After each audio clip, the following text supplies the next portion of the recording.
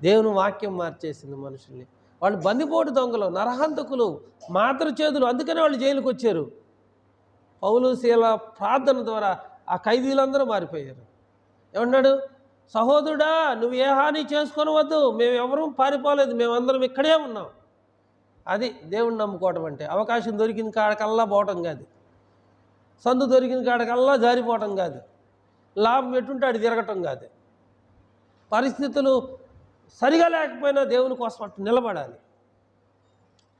Ruth ఉంది, నయోమిని వదిలిపెట్టి వెళ్ళిపోవచ్చు, కానీ రూతు నయోమిని వదిలిపెట్టలా. వాస్తవానికి నయోమికి ఇంకా కొడుకులు కూడా లేరు, పుట్టారనే ఆశ లేదు. ఒకవేళ పుట్టిన వాళ్ళు పెద్ద అయిందాక ఉండలేదు. పరిస్థితులు సరిగా లేకపోయినా నయోమిని విడిచిపెట్టలేదు. కానీ నయోమి ఋతుకు మంచి కూతురుగా చూసుకుందనమాట. కష్టం వచ్చిందని, శ్రమ వచ్చిందని, బాధ వచ్చిందని మనం ఎవరు కూడా వదిలిపెట్టుకోకూడదు. మన వల్ల ఎవరు ఇబ్బంది పడకూడదు. మనం బాధపడినా బాధ లేదు, కానీ మన వల్ల మాత్రం ఎవరు కూడా ఇబ్బంది పడకూడదు. ఇప్పుడు ఖైదీలు పారిపోవాలి కదా, సరే వీళ్ళు అంటే దేవుని సేవకులు, వాళ్ళు పారిపోవాలిగా, వాళ్ళు కూడా పారిపోవాలి. వాళ్ళు కూడా అలాగే ఉన్నారు. ఎంత గొప్ప విషయం. నిజంగా నేను ఒక మాట చెబుతున్నా, పౌలు శీల చెరసాలకు వెళ్ళకపోతే వాళ్ళకి రక్షణ వచ్చేదా? ఖైదీలకు రక్షణ వచ్చేదా? ఖైదీలకు రక్షణ రావాలంటే ఎక్కడికి పోవాలి? కష్టమైనా వెళ్ళాలి. సహోదరుడా, నువ్వు ఏ హాని చేసుకోవద్దు, మేమందరము ఇక్కడే ఉన్నామని బిగ్గరగా కేక వేసి చెప్పాను. సరసాల నాయకుడు విని అతడు దీపం తెమ్మని చెప్పి లోపలకు వచ్చి కూర్చు. ఎవరికి వణుకు రావాలి? ఖైదీలకు రావాలి వణుకు. కానీ ఇక్కడ సరసాల నాయకుడికి వణుకు వచ్చిందంట. వణుకు ఎప్పుడొచ్చింది? భయం వేసినప్పుడే కదా. వణుకుచు పౌలుకును శీలకును సాగిల పడ్డాడు, అంటే బొక్కబార్లుగా వాళ్ళ కాళ్ళ మీద పడ్డాడంట. ఫస్ట్ ఏం చేశాడు? తోసాడు, నెట్టి పడేసేసాడు. ఇప్పుడు చూసి వాళ్ళని చూసి వణుకుచు సాగిల పడ్డాడు. ఈరోజు నీకు అవమానపరిచేవాళ్ళు, నిన్ను నిందించేవాళ్ళు, నీ గురించి చెడుగా మాట్లాడేవాళ్ళు, దేవుడు ఒకరోజు నిన్ను దీవించినప్పుడు నీ కాళ్ళ మీద పడే రోజు ఒకటి వచ్చింది. కానీ కొంచెం టైం పట్టింది. నువ్వు అనుకుంటున్నావేమో నువ్వు నమ్ముకుంది రాయో రప్పో చెట్టో పుట్టో కాదు. జనం యొక్క పిచ్చి నమ్మకాలని ఆసరా చేసుకుంటున్నారు చాలామంది. నిజమైన దేవుని తెలుసుకోలేకుండా అజ్ఞానంలో బతుకుతున్నారు. పాపాన్ని ఎడిదికి వదులుకోలేరు కదా, పాపం వదులుకోలేరు, ప్రభు మార్గంలోకి రాలేరు. చీకటిని ప్రేమించేవాడు చీకటితోనే ఉంటాడు, వెలుగులోకి రాడు. ఇక్కడ చూడండి, ఆ ఖైదీల మనసులు, జీవితాలు మారిపోయినాయి. పౌలు శీలలు ప్రార్థన ద్వారా ఆ సరసాల నాయకుడు దీపం తెచ్చి వణుకుచు వారిని చూసి సాగిలపడి వారిని వెలుపలకు తీసుకుని వచ్చి, వారిని అంటే ఎవరిని? పౌలు శీలని. అయ్యలారా, రక్షణ పొందుటకు నేనేం చేయను. రక్షణ అంటే ఇప్పుడు ఆయనకు ఉద్యోగం లేదా, ఆయనకి డబ్బు లేదా, ఆయనకి భార్య పిల్లలు లేరా, ఇల్లు లేదా, ఆయనకి ఏమన్నా తక్కువ ఉందా? గవర్నమెంట్ జాబ్ చేస్తున్నాడుగా. అయ్యలారా, రక్షణ పొందుటకు నేనేమి చేయవలెను?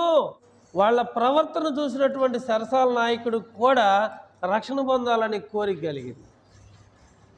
ఒక రకంగా చెప్పాలంటే వాళ్ళు నిజంగా పారిపోయినట్లయితే ఈయన చంపుకునేవాడు, రక్షణ లేకుండానే చచ్చిపోయేవాడు, నరకానికి పోయేవాడు.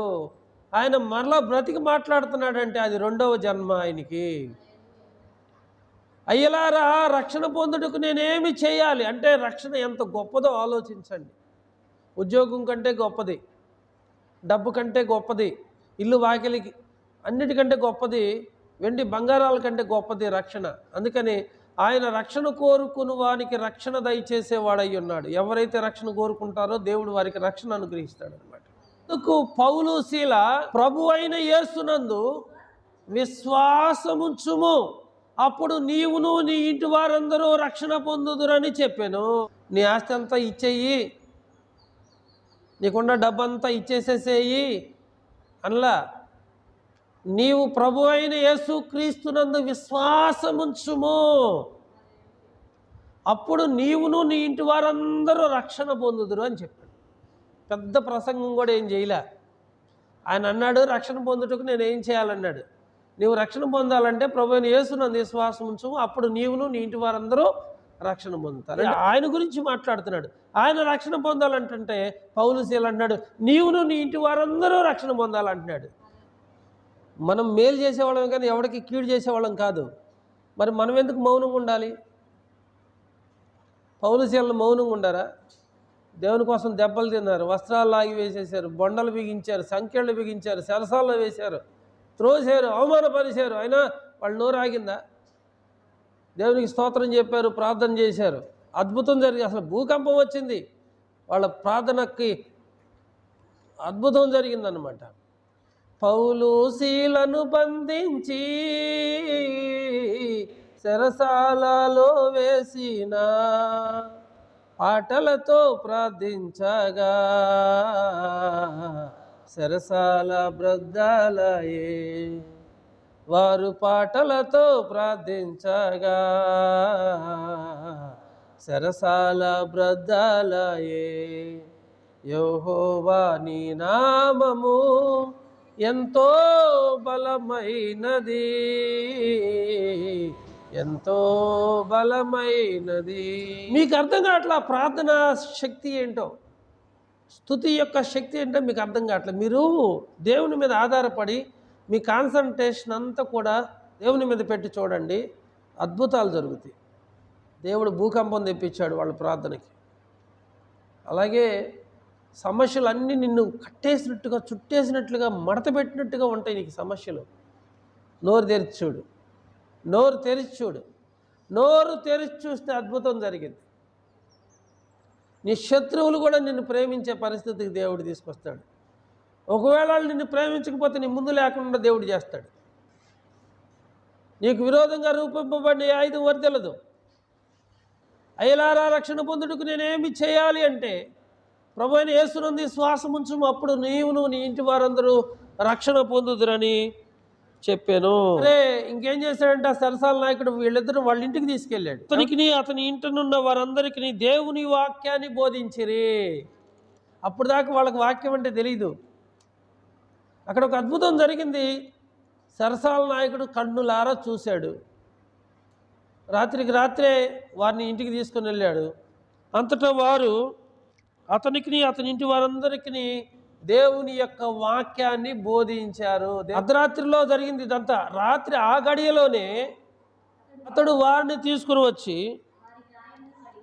వారి గాయాలను కడిగాడు.